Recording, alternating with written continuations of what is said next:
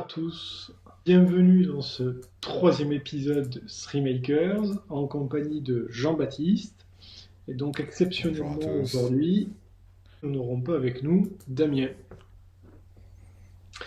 Donc aujourd'hui au programme, on va parler des opérations, c'est-à-dire comment, dans la fois on a discuté de comment on s'organisait entre nous pour répartir les parts de la boîte, répartir les charges, etc. Vous pourrez retrouver toutes ces informations sur la vidéo précédente qui est sur notre chaîne YouTube.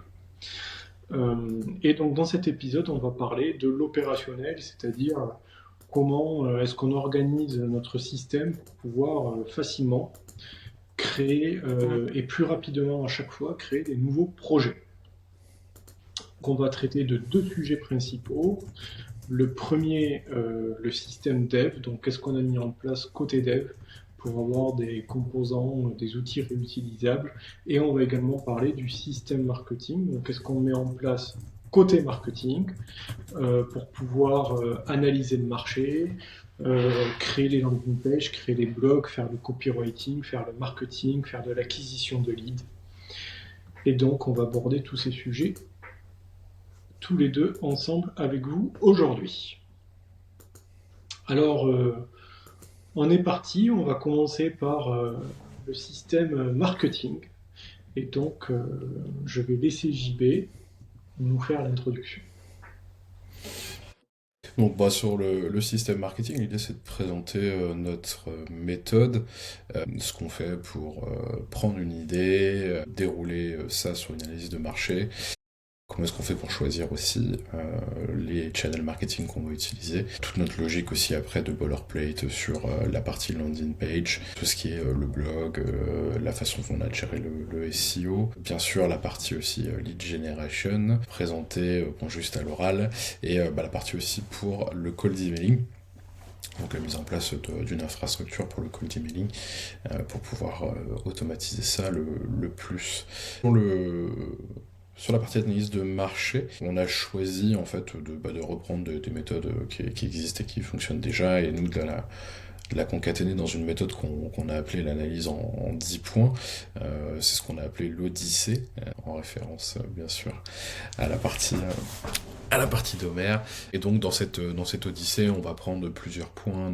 Quelle est la cible, quel est le problème qu'on adresse, quel est le vocabulaire qu'on veut utiliser, sur quel type de channel marketing on veut se lancer aussi pour ce projet en particulier. On s'est fait un listing d'une cinquantaine de channels possibles, que ce soit des choses assez classiques comme aller chercher sur du Reddit, d'aller faire effectivement du cold emailing, d'aller faire de la vente en direct aussi, ou plusieurs autres moyens comme ça qu'on a pu lister. L'idée c'était qu'on avait fait un brainstorming là-dessus et qu'on avait été récupérer un certain nombre d'idées et à chaque fois on essaie de se limiter quand même sur le fait est de pouvoir en garder que quelques-unes pour se concentrer un maximum et ne pas trop se disperser et avoir le plus d'efficacité possible sur cette channel-là.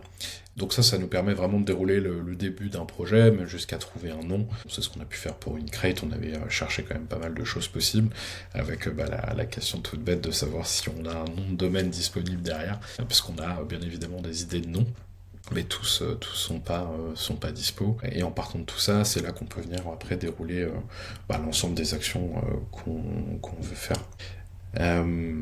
Toi Jérémy, du coup cette partie-là, parce que c'était toi qui avais initié quand même la méthode, qu'est-ce que tu peux dire de plus?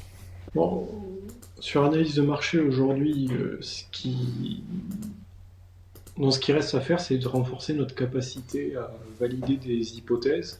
Donc aujourd'hui, on fait des hypothèses.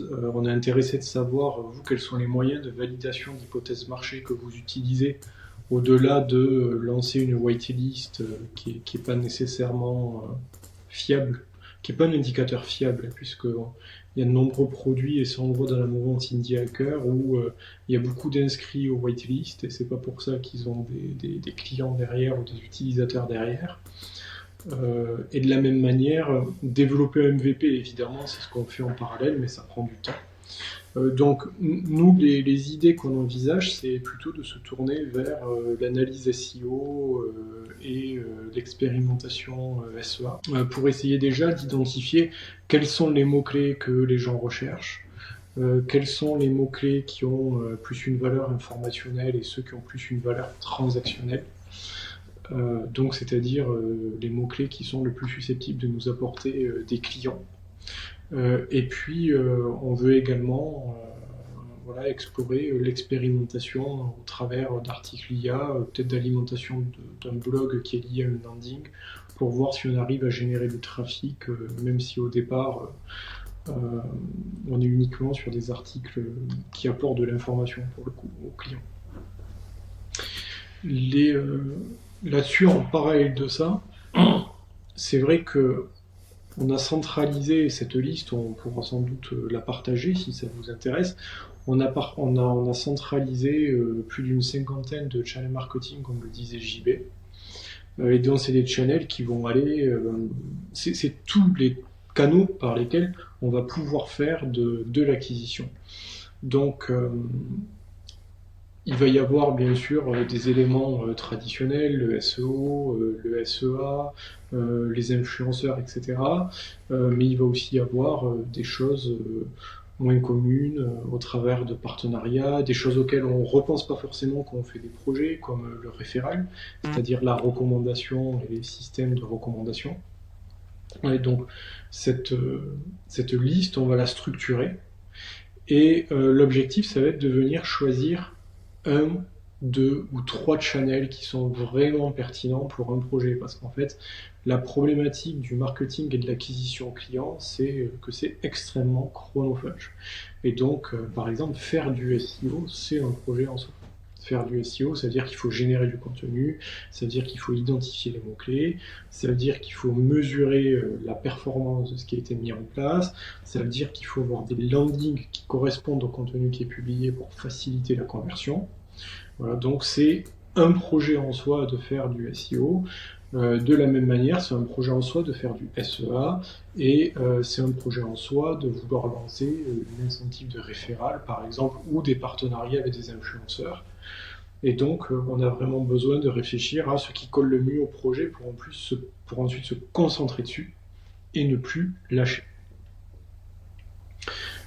Donc voilà là-dessus ce qu'on peut dire. JB, toi, en parlant de landing, cette semaine, tu as travaillé sur la landing notamment de Notifies. Donc, qu'est-ce que tu peux nous dire? C'est donc le deuxième projet qu'on fait après Unicrate. En quoi ton approche sur Notifies est différente de ton approche sur Unicrate? Alors, déjà, elle n'est pas différente sur la structuration de la landing. Sur une landing, on avait choisi de façon assez tôt déjà de prendre, on va dire, plus ou moins un template sur la façon qu'on a de dérouler les infos. Voilà, tout bêtement, avoir un héros donc une première partie, qui répond à une préoccupation majeure. Après, passer tout de suite à une logique de parler des bénéfices, puis des features, mettre en avant tout ce qui est les preuves sociales, etc. Donc ça, c'est quand même un premier point important parce que ça nous permet de dérouler quand même plus vite ce qu'on cherche à démontrer, comment est-ce qu'on cherche à convaincre aussi via les landing pages qu'on veut faire. Par contre, effectivement, c'est ce que tu abordes, c'est que en faisant de la comparaison, en regardant un petit peu comment fonctionne aussi la landing aujourd'hui, la façon de s'adresser à notre cible et aux différents cas d'usage, c'est qu'effectivement on s'est rendu compte que sur la landing page principale on n'était peut-être pas assez on s'adressait pas en tout cas sur une préoccupation assez générale pour venir capter en fait le plus d'utilisateurs possible. Par là, ce que je veux dire, c'est que nous on avait choisi une approche sur Unicrate très factuelle en fait, où on présentait ça avec la logique de C, de l'analytics pour du blog et pour de la documentation. Bon voilà, ça s'adresse en fait principalement que aux personnes qui possèdent ce genre de plateforme, et on s'était dit qu'en fait c'était quelque chose de pas assez générique et qui n'est pas attiré assez en fait le chaland. Pour ça, du coup, l'idée c'est quand même de plutôt repartir un peu d'une aspiration que tout à chacun peut avoir. On avait vu des exemples ensemble, on avait regardé des choses comme ça sur des landings qui, à notre sens, fonctionnaient, et en tout cas sur des produits qui fonctionnaient, où ça partait sur des aspirations plus génériques du style gros yo revenu, même si derrière, en fait, il n'y a pas la promesse, en tout cas c'est la promesse de base, et que derrière, après, on passe par exemple par un outil qui permet de faire de l'analytique sur Blue Sky ou sur X, etc. Mais on voyait qu'il y avait toujours plutôt cette accroche assez générique sur une valeur qui nous intéresse tous. Globalement, faire plus de fric, hein. Ça, c'est quand même quelque chose qui résonne chez pas mal de monde. Donc on a changé cette approche là sur le copywriting, sur le fait effectivement de d'abord partir plutôt de quelque chose de plus générique et de redescendre derrière sur quelque chose qui soit plus factuel. Et en tout cas qui vient présenter plus spécifiquement le produit. Donc ça se traduit assez globalement sur Notify, sur le fait que on présente plus forcément l'argumentaire comme étant le fait de déployer juste un centre de notification facilement, mais plutôt le tourner autour de l'avantage, effectivement, sur l'acquisition, la rétention de customers sur le SaaS ou la plateforme qui sera utilisée pour déployer Notify.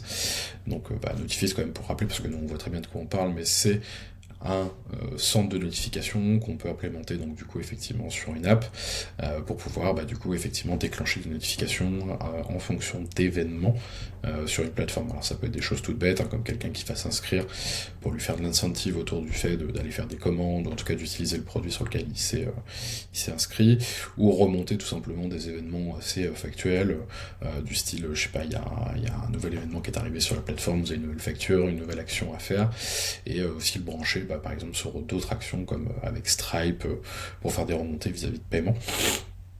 Et donc du coup, on s'est centré beaucoup plus autour de la promesse et de l'atteinte du résultat, qui est effectivement donc de mieux capter ses utilisateurs et surtout d'augmenter éventuellement le revenu de ces utilisateurs. Donc voilà, donc ça c'était un changement important sur lequel on a bossé cette semaine. Pareil sur l'approche aussi de la façon de valider les landings. On n'avait pas une méthode non plus chaotique, faut pas le dire comme ça, c'est pas l'idée, mais en tout cas on faisait beaucoup d'allers-retours avec des grosses disparités entre les différents blocs d'une page, c'est-à-dire par là que moi parfois je pouvais pousser très loin la partie design jusqu'à lui sur certains blocs, puis rester à une étape wireframe très conceptuelle sur certains autres blocs. Là on essaie d'avancer plus en étape séquentielle, c'est-à-dire qu'on pose vraiment l'ensemble du contenu, on se met d'accord sur l'ensemble du contenu, on fait des retours, puis après je suis impliqué par-dessus la surcouche UI derrière. Donc ça permet quand même d'être plus raccord et plus efficient aussi dans la façon de bosser, parce que ça nous évite de plutôt revenir un peu plus tard sur des éléments qu'on aurait pu gérer dès le départ. Puis ça nous évite aussi de tomber dans ce piège que je pense pas mal de builders ont. Alors parfois on parle plutôt de livrer des features sans jamais les vendre son produit. Nous on a ce problème aussi, hein. Il faut qu'à un moment on sache quand s'arrêter, on en avait discuté au dernier épisode. Quand on arrête le build, et qu'on part sur le run et qu'on vend vraiment le produit, qu'on le fait tourner, on a aussi cette logique côté design, quand est-ce qu'on arrête les retouches, quand est-ce qu'on arrête les retours, et qu'on part pour une mise en prod du coup de ces landing pages. Donc c'est un deuxième exercice, c'est pas la première fois que je fais des landings, hein, mais c'est un deuxième exercice effectivement là pour les produits de Streammakers, qu'on va continuer de toute façon à mener, et on va continuer à améliorer notre système, parce qu'à chaque fois qu'en fait on fait quelque chose, basiquement on se pose un peu après pour essayer de voir ce qui a fonctionné, ce qui a pas fonctionné, et même si on était super content de sortir le premier projet qui était Unicrate, ça m'a pris à peu près 2 heures pour commencer à critiquer ma landing page et à me dire qu'est-ce qu'on aurait pu faire mieux et qu'est-ce qu'on pourrait mieux faire pour la prochaine fois. Ça c'est un point important, parce que du coup ça fait qu'on sort quand même des choses, mais qu'on progresse. Et puis on croit beaucoup au fait de progresser en faisant des choses. Donc pour nous c'est assez raccord, quoi. Et ça rejoint aussi le SEO. Parce que le SEO, on s'était dit aussi, de la même manière qu'on veut plutôt valider nos hypothèses côté business, pareil, on veut intégrer toute la structure SEO, le choix de keyword le plus tôt possible, pour que ça puisse guider toutes les étapes de conception derrière, quoi. Exactement. Donc, si on prend un cas, concret pour se projeter sur cette analyse et landing, etc. Si on prend Notify, comme le disait Jean-Baptiste, c'est un système de notification pour les SaaS qui permet d'avoir la cloche, comme vous l'auriez sur Facebook, mais là sur votre SaaS à vous. Donc d'abord on travaille sur Odyssey, donc on va venir définir la cible. Donc typiquement, nous, notre cible c'est quoi? Potentiellement c'est tous les SaaS qui sont présents dans le monde. Donc ce qu'on sait, c'est qu'il y a 30 000 SaaS actifs dans le monde de différentes tailles, il y en a 1000 en France. Et donc ces 30 000 SaaS, c'est notre cible prioritaire. Ensuite, dans ces SaaS-là, ces SaaS, c'est des entreprises, derrière il y a des équipes, il y a du personnel, etc. Donc on va venir repréciser à qui on s'adresse. Donc Notifiz, ça va être un produit, d'ailleurs à la différence des concurrents, qui s'adresse moins aux développeurs, qui s'adresse plus aux équipes produits. Donc on va avoir les équipes produits, les propriétaires de SaaS et les équipes marketing. Ça, c'est vraiment notre cible prioritaire. Pour venir leur proposer un outil dans lequel, en tant que marketeur, en tant qu'équipe produit, ils ont la possibilité de facilement gérer les notifications sans avoir à passer par les développeurs à chaque étape de l'implémentation d'une notification. Donc derrière, on va se poser la question de quelle valeur on va venir apporter à chacune de ces cibles et au business en général.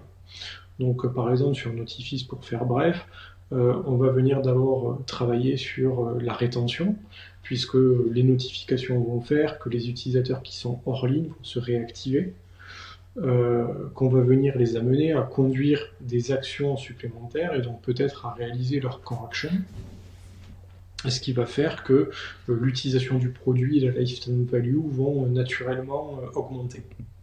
En même temps, on va envoyer des notifications directement dans l'application, ça va éviter d'envoyer certaines notifications par mail, et donc on va réduire la pression de communication et donc le sentiment que l'utilisateur peut, au final, peut avoir d'être spammé par différents canaux sur des notifications qu'il a déjà lues par ailleurs. Deuxième valeur ajoutée, on va apporter de l'analytics, et on va apporter de l'analytics sur les notifications. Comprendre les notifications, lesquelles sont celles qui engagent, lesquelles peuvent être améliorées, lesquelles ne servent à rien et que je peux retirer parce que du coup, elles génèrent simplement une pression de communication. Et puis on va aussi faciliter l'intégration pour les développeurs, puisque les développeurs n'auront pas à gérer l'intégration des nouvelles notifications au fil de l'eau, qui seront directement gérées par les équipes marketing et produits. Donc ça veut dire que côté marketing et produits, on aura un meilleur contrôle, et côté développeur, on aura moins de travail à réaliser. Le tout avec une expérience utilisateur et une interface utilisateur de notification qui évidemment est beaucoup plus poussée que si elle était développée par l'entreprise elle-même, puisque nous, on prend le temps de développer chaque fonctionnalité, étant donné que c'est notre produit principal. Voilà, donc on vient poser ces valeurs, et ensuite on vient indiquer par quel canal de communication, avec quel justement canaux marketing, parmi la liste des 50, on prévoit de venir attaquer le marché. Donc par exemple, on identifie que sur le sujet du SEO, on peut parler des frameworks ARR, on peut parler de rétention, on peut parler de système de notification, on peut parler de funnel d'engagement, on peut parler de SaaS, etc., etc. Et on identifie aussi des mots-clés sur le SEA et des médias, type Product Hunt, Hacker News, et puis d'autres plus spécifiques aux produits Notifiz, qui peuvent être intéressants dans le cas. Ensuite, une fois qu'on a ça, on sait à qui on s'adresse, et ça nous facilite énormément la vie pour savoir quelles sont les fonctionnalités qu'on peut développer dans notre MVP.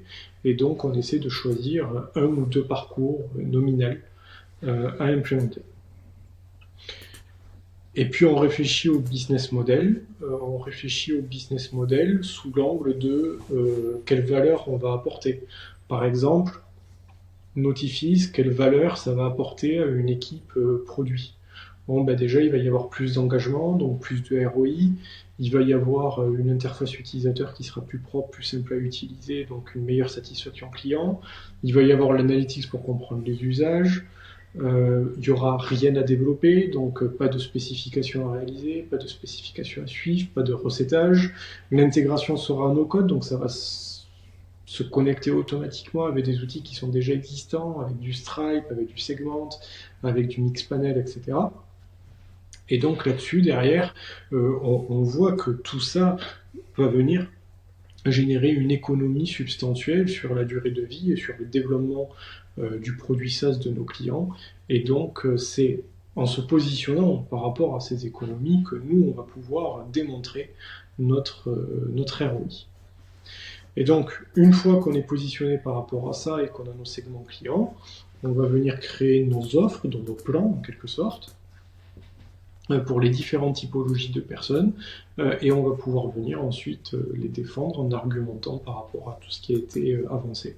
Donc ça, c'est typiquement le déroulement de ce qu'on fait et la façon concrète dont on le fait sur un produit comme Odyssey. Et c'est ça qui vient ensuite alimenter les landings. Non, on peut même compléter en disant que c'est ce qu'on fait aussi aujourd'hui, là tout de suite, en étant en live d'un point de vue de Streammakers et de l'ensemble de nos projets.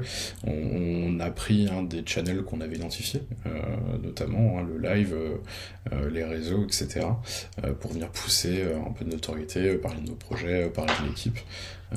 Et c'est une façon pour nous aussi de venir compléter ce qu'on fait sur les projets en spécifique. Donc ça c'est quand même assez intéressant, enfin comme quoi le plan qu'on a développé à la base juste pour des produits, en fait on vient l'appliquer aussi à la création de produits. C'est plutôt cool. Donc je pense qu'on peut passer au sujet de la génération de leads. Donc d'abord, dans le fait de, puisque c'est la problématique de beaucoup d'entre vous, c'est évidemment aussi notre problématique et c'est la problématique de toutes les entreprises dans le monde, le sujet c'est comment est-ce que j'obtiens des clients. Et pour obtenir des clients, eh bien, il faut d'abord attirer des prospects pour ensuite pouvoir les convertir en clients. Et donc, l'alimentation d'une demande de prospects, c'est un élément qui est clé. Et ces prospects, il faut les identifier, aller les chercher. Donc on a vu qu'on a le SEO, on a le SIA.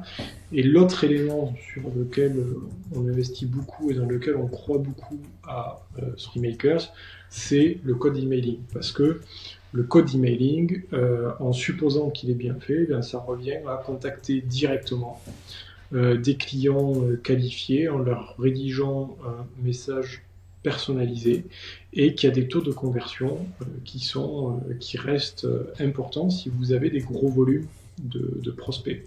Donc nous, en l'occurrence, sur Unicrate et sur Notifiz, on a des cibles qui sont larges, on a des gros volumes et donc même des taux de 0,5 ou 1%, ça a de la valeur.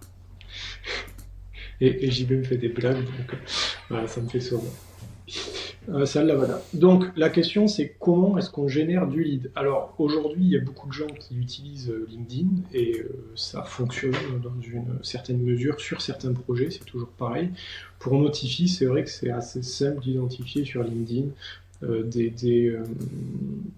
des personnes qui dirigent des SaaS. Et derrière, alors il reste quand même toujours un sujet de qualification avec LinkedIn, parce que finalement sur LinkedIn, on peut filtrer par taille d'entreprise, on peut filtrer par profil de personne, on peut récupérer des mails, mais après d'arriver à qualifier exactement l'activité de l'entreprise, est-ce qu'elle rentre dans notre possible, est-ce qu'elle est intéressée par notre produit, c'est compliqué parce qu'il y a un manque d'informations. Donc ça fait qu'à un moment on se demande où est-ce qu'on peut trouver l'information et comment on peut cibler de manière encore plus précise les clients. Et nous, le choix qu'on a fait, qui est d'ailleurs pas opposé à LinkedIn, il pourrait se compléter à LinkedIn, mais pour l'instant on fait uniquement ça, c'est le web scrapping, c'est-à-dire qu'on va partir plutôt d'annuaires, de listes de sites internet sur lesquels on sait que dans cette liste qui est alimentée régulièrement, il y a des prospects, il y a des personnes qui sont nos prospects, qui sont notre cible, et derrière on va venir scraper ces annuaires, récupérer les liens des sites, parcourir les sites internet, venir les qualifier. Par exemple pour Unicrate, les questions basiques c'est est-ce qu'on a un blog, est-ce qu'on a une documentation, est-ce que c'est une grande entreprise, est-ce que c'est un SaaS. De la même manière sur Notifi, ça va être est-ce que c'est un SaaS, est-ce qu'ils ont une plateforme en ligne, est-ce qu'ils sont petits, est-ce qu'ils sont gros, etc., etc. Et donc ces éléments-là, on va d'abord parcourir les annuaires, on va en déduire les sites à scraper, Ensuite, on va scraper les sites et là, on va rentrer dans un workflow. Donc, un workflow, pour ceux qui connaissent Zapier ou Make, c'est exactement le même principe. C'est un workflow dans lequel on vient dire, bon, ben, d'abord, je vais naviguer sur ma page, je vais récupérer les informations, je vais appliquer des modèles d'IA pour voir si j'arrive à déterminer quel type de client je vise. Et puis, euh, et puis ensuite, je vais venir rechercher les contacts. Est-ce que j'ai des emails? Est-ce que j'ai des numéros de téléphone? Est-ce que j'ai des profils X, des profils LinkedIn, des profils Insta, etc. Donc, ça là-dessus, nous derrière, ça nous permet d'agrémenter une base de données de personnes qualifiées sur laquelle les profils qualifiés, les plus qualifiés remontent automatiquement et nous, on vient manuellement en faire la revue. Donc là, c'est le stade où on en est globalement, on est alimenté, on vient en faire la revue. Ce qui est intéressant, c'est qu'avec cette approche, d'abord on arrive sur le marché anglophone juste en ciblant les quelques annuaires principaux qu'on a pu identifier. On arrive à générer 30 à 42 leads par jour qui sont nouveaux et qui sont uniques. Et par-dessus ça, on a la possibilité de lancer la même chose dans d'autres langues. C'est-à-dire que pour lancer dans une autre langue, c'est juste des messages rédigés dans une autre langue avec des annuaires, un annuaire français, un annuaire espagnol, un annuaire anglais, un annuaire suisse. Et de cette façon-là, on peut facilement répliquer le système d'acquisition dans d'autres pays. Donc ça, c'est vraiment notre cible. Et l'outil qu'on est en train de développer, c'est un outil qui a énormément de valeur, pour nous et donc sur lequel on investit, on passe du temps. Voilà. Et ensuite, le deuxième point sur la génération de leads, c'est qu'une fois qu'on a ces mails, il faut contacter les clients. Et donc, on en arrive à comment est-ce qu'on fait du cold mailing. Et le cold emailing, tout le challenge, c'est de ne pas partir en spam.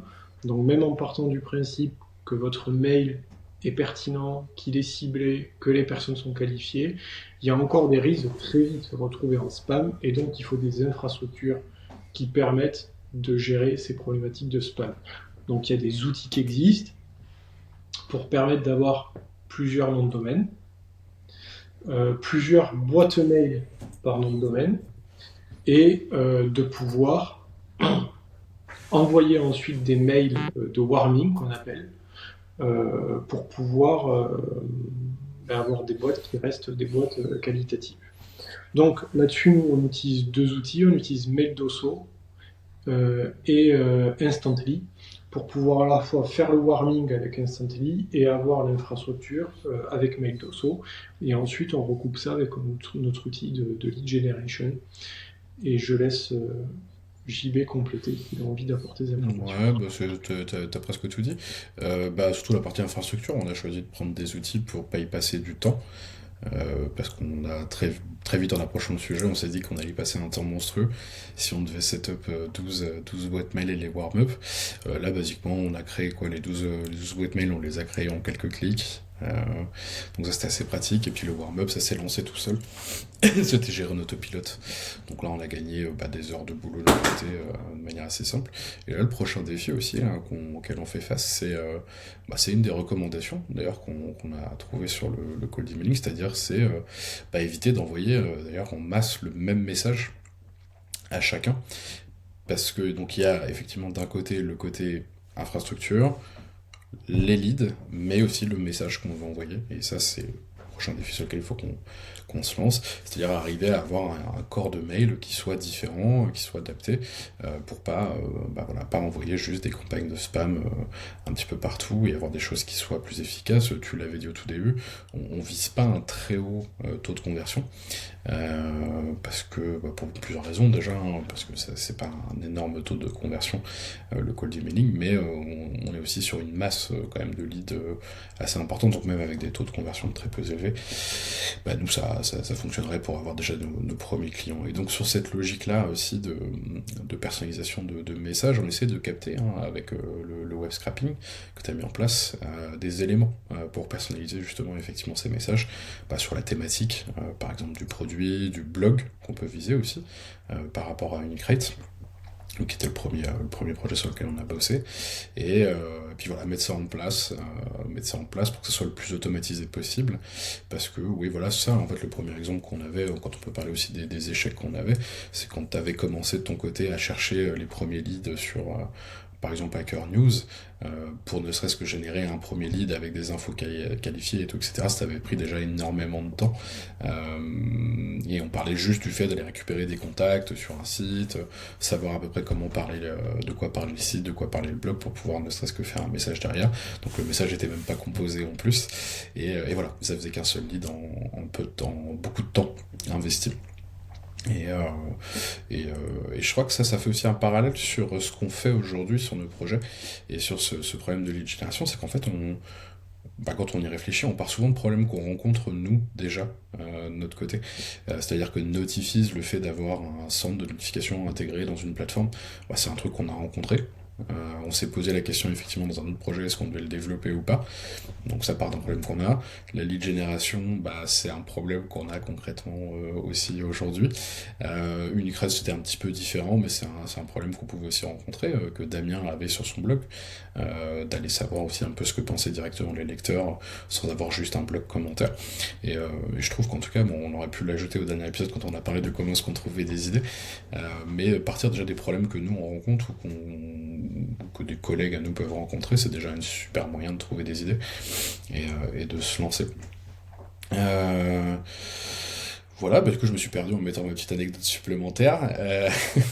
On arrive sur la fin de l'épisode, donc en conclusion, nous aujourd'hui vraiment on investit beaucoup dans ces systèmes, à la fois pour avoir un système côté dev qui est réutilisable et côté marketing également.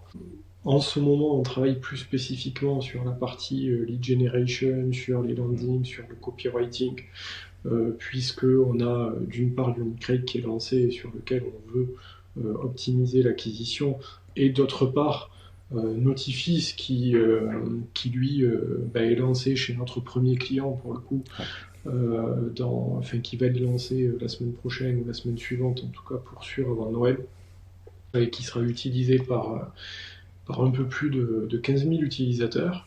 Donc là, notre objectif, pareil, ça va être d'aller vendre à d'autres clients notre système. Voilà. Donc, merci d'avoir partagé ce live avec nous.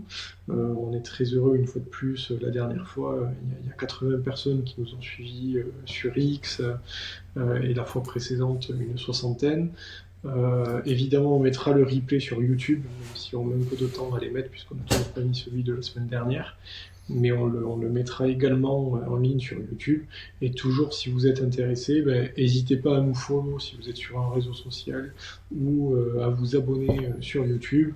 Nous, en tout cas, quoi qu'il arrive, qu'il vente, qu'il pleuve ou qu'il neige, on vous retrouve sur le live tous les mardis prochain, aux alentours de 12h30, 12h40, pour une nouvelle session et pour un nouveau moment de partage. Voilà. Et cette fois-ci, j'oublierai pas de désactiver l'image d'attente au bout de 20 minutes. Merci à tous, très bonne journée, et à mardi prochain, 12h30, 12h40. Ciao.